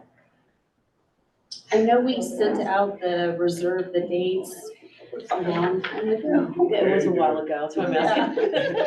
Thank you. Hannah's looking for it. And I do, on those save the dates, it's never in like the subject line and the title. You have to like go down into like a calendar invite, which I don't use those type of things. I would really like it if Zach could change it to where it says it in the subject, and then again, your first line should be telling me what day and time the meeting is. Got it. I agree. And when I've asked him about it, he makes it seem like I should, like it's easy to find, and it's definitely not. April 25th. I'll be missing that meeting. So we'll be trying to get some stuff out. on the East Coast. You can call it, it's only 11 o'clock. We'll try to get you stuff early as well, so happy for review. We'll finish up around 2 a.m. I've been to some city council meetings. I've been to those city council meetings on the Pacific time zone. Right, Kate? Yes. So we have our next CAC meetings in April, so that's where we'll bring, the goal, as long as we get through our reviews internally, is to have land use and housing. I think those are the two big ones. I think we had another one in there, shorelines maybe, for that meeting.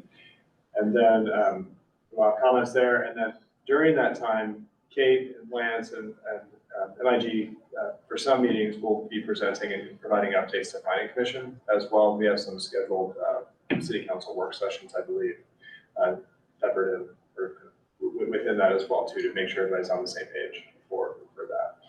So we'll continue to keep talking about it, making sure we're gathering input as we go, so we won't surprise anybody as we get towards the big summer events. We are working through a draft environmental impact statement. So those were the alternatives that we talked about during our first meeting, and that were approved by City Council back in November, I believe. So that should be, I believe April is the date that that's going to be released in that neck of the woods. So that's the typical SEPA environmental impact statement that you'll see for a project like this. It'll be a pretty chunky document that looks at all the environmental effects of what we're doing here. So I don't expect we'll be bringing that to you specifically. We'll be focusing mostly on the elements for this advisory group, but just to give you a heads up that that's going to be out in the community to talk through that. We'll also have a fair bit of community engagement both around that as well as the policies that we're developing. So, and Kate will be on the hook because we have to talk about that Monday to make sure that's going. So we'll be starting a community engagement, in earnest in the spring. We're trying to decide exactly what the best ways to do that are because we have a large policy framework that we have to get through and get input on, but we also have that future land use map that we need to start talking about. And so I've been thinking maybe we break that up, but we haven't quite the strategy for that yet. So we're working through that. We'll have, like I said, community engagement activities. That'll go through the summer because we have the draft environmental impact statement in the spring. We'll continue to do engagement, get comment on that document, and then ultimately that's what we'll be developing in the fall is the draft plan with the draft future land use map. And so all of that input in the spring gets funneled into the fall where we have to have the draft plan. And as Kate mentioned, Commerce has to certify, or PSRC has to certify the document. They need about 60 days to review. Nope, you had it right the first time. Department of Commerce, we have to send the document to Department of Commerce, who also sends it to all other state agencies. We also need to send it to our local tribal partners. And it is a 60-day review period. I have that basically going all the way up to when council takes final action in December. So it's a very aggressive, tight timeline this year. So we have to have that draft plan in the fall so that we can meet those. September 12th. I need to send yours. Deadline. It's my deadline, yeah. Oh, the drop deadline. That's right. And we're not the only city going through this. Yeah. So, Good company. We'll expect Commerce is going to take a full 60 days because they have all the other tier 1 cities are coming in doing the exact same thing. So we're trying to move as fast as possible, but just kind of where we're at. And then we do have a final CAC meeting in June. That's the goal, and that's where we'll be bringing transportation and some of the other elements as well too. So that's the plan right now from a schedule standpoint. And then as Kate mentioned, the broader schedule is, after the advisory group completes, you complete your work on all of the elements, that goes into the draft plan, and then that goes into more of the formal review process, both community process as well as Commerce, and then Planning Commission, City Council. They expect that will be several meetings as well to get through each of that. So they don't have the ability to go through each individual element like you are all here. So they'll see packages. So we're trying to keep people up to speed. So with that, I think that's it. I have a Oh, sorry, question. Brandy. So, this group's work is gonna be like trying to get everything as close to being suggested, or changes and stuff. And then the community though could have some input that changes some things. And this group doesn't get to have input on that part again. Correct. So It'll be coming to Planning Commission at that point. So, as we step back from the first advisory committee. This is truly an advisory committee. So, we're not asking you to vote on outcomes, or have essentially as a singular group approve a plan moving forward. This group is really to help us frame a lot of these elements to take to the community. And so that, rather than us going out, getting input, then coming back to you, we want to take something that's a little bit more developed. And so that's really how we see this group and how it functions. That doesn't mean that you can't go to the meetings. It doesn't mean you can't call Kate, talk to them. We have commissioners and counselors on the advisory group. So, it doesn't mean that after this group is over that you're in business necessarily, that you're done. But that's why we set this up, is that we're wrapped in early June so that, we can really dig into what is the plan and pull that together. And we need a little time to do that. That makes sense the way you said it, that we're trying to get stuff ready to go out to the community for their input. That makes sense. So Alex, is there an opportunity for the public to comment on this and still? And Yes. if so, when does that end? So we will be, so that's part of what we're gonna be talking about on Monday, actually. The outreach. We have a number of elements scoped where we have some larger community meetings or open houses that are scoped. Those have been, Monroe was fairly successful that first meeting. We need to talk about if that's how we want to do it for this next round, if we want to do smaller events or we want to do one big event. It's both in person and online. We got good feedback from online survey with Monroe, so I expect it's going to be both in person and online. The input will be in the spring, will be a lot on the elements. So it'll be on the policies, probably not down to the action. We'll probably be talking at a more goal level to make sure that, it's not overwhelming. But also for those land use alternatives, for those maps, we also want to put on, what are the different colors on the maps and what are they saying? So a couple of different setups there. And then as we get into the fall, we're planning on having an open house with the draft comprehensive plan. And I believe there's an online component to that as well. So there's a bunch of stuff that's going to be happening. And the city was also out like last summer doing pop-ups, all those other events. So you got the big things, but then it's all the little stuff that you are at the events, farmers market, those types of things. So we're putting that plan together now. But there'll be a lot of time to be able to talk about it. And then there'll be the actual formal process where the planning commission will hold a public hearing. The way I have it laid out right now, there's also an opportunity for the city council to hold a public hearing if you feel you need additional input. But the planning commission's public hearing is the first meeting in October. So again, I have built in enough time if the council feels they also need to hold one. So there's the informal and the formal. Thank you very much, and thank you for this presentation. Doing a great job. Can I make a comment? Making sure that June doesn't fall on a Wednesday for the farmers market. Maybe we'll just be at the farmers market. No, yes, be there. You will be But I would there. like to attend the Yes, last you meeting. will be there. Oh, the last, it's on a Thursday. So we Good. planned it, so just when we tried to figure out for these meetings, the only dates that were really available were there were some bad ones. This was the best, the third Thursday of the month. It works So for me. that is, I believe, for both April and June. It's actually July, we were just looking at Yeah, Let's switch the to meeting on July. the schedule is in July. July I wonder if we 25th. had to do that for a particular reason. There were a couple that we had to move The around. last meeting for. This, for this. Oh, yeah, I can read it. There's no way I'll Let's be talk there. about it. I think that's a little bit tough. It's a Thursday. It's a Thursday. Music in the park. So the question, I would, for public comment, technically, public comment is open now through the point where city council makes their decision. And just, if you get questions, people can go onto, there's a page on the community development website Okay. that's specifically for the comp plan. People can sign up to get updates. And also wanted to toss it out, and we'll send the schedule for, once we start doing events in the community, and we were out at many of them last year, we'll be there again. And at that point, we were really just trying to gather sort of baseline data, really simple questions to folks. But at this round, we'll have more specific things like the land use map and Guiding principles. the draft elements, and anybody who's interested from the group to come out to those meetings and see how that process goes, you're more than welcome. But we'll send that schedule out. So it'll be, I can't think of in the schedule, but we went to a lot of events. We'll be at the Easter egg hunt Yeah, thing this coming up soon, Yes. which I found is not the greatest public engagement. Because it's really just about the parents bringing kids and sort of wrangling them. But, we do what we can. At least the eggs are cooked and they're not going to that. Yeah, that's, well, who knows? We'll see. They happen. We'll see.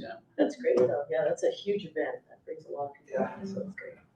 One comment, and I'm sure that you guys have this all sorted out, but with outreach, I think that it's valuable instead of, requesting that people comment if they want to or whatever, that it's like, have you given feedback? Yes, we're trying to reach every resident. Have you given yours yet? You can do it here or online. I like that. That's great, And, Jesse. and we post things on the Facebook social, page, on I'm like, social, that's the on social tagline. media, but I like that. That's Yeah. a really good way It's a call to of action. communicating it.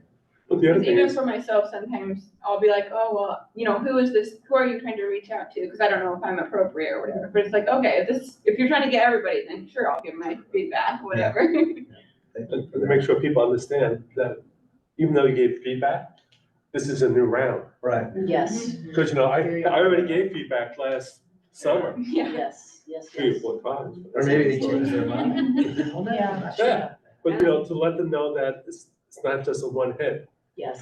that it's an ongoing process and we need input during each step of the process. And the message being, we value your opinion, we need that.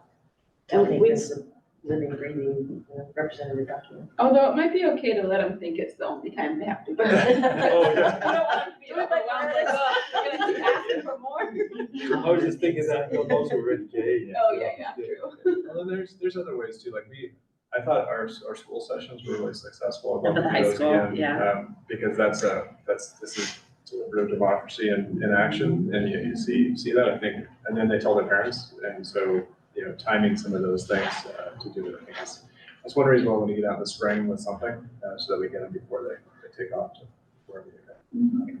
Yeah, we did not time it well last year. We got senior sick day. The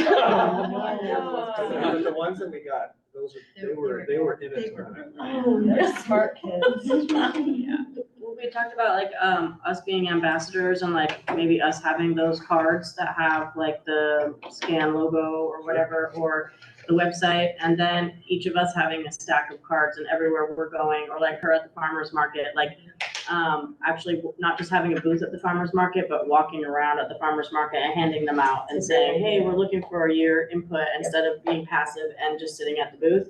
And also all of us kind of committing to, handing out 20 of those cards or stopping especially by our businesses and ensuring that there are, that they know That's a about. great idea, Brandy. Yeah, because city staff and when you incorporate all the different commissions and committees and council members and staff, if everyone got 2 people, then the next thing you know, we've got a couple thousand people that did it. No, we love that, and that's one that we talked about, with the charter too, is that you are ambassadors for the city. I mean, you know folks and they know folks, and so, let's talk about that in April, what we do to support With that. also personal Facebook pages. Yeah. Put it on there. Hey, have you taken a look at this? We want your input. That'd be helpful too.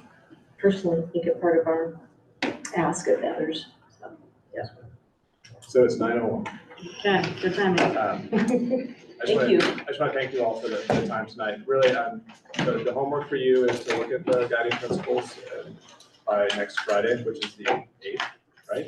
Friday 8th. Respond to the email and that'll go to Anna, and then we'll collect that and make the last changes, and then we'll make this current round of changes, and then we'll keep going. And so we'll have more information out for land use and housing. That's going to be a big topic. Those are big topics. We have a lot of new policy. We're already starting to think about that. So, thank you so much. Thank you. Thank you. Thank you. Sorry for no snow.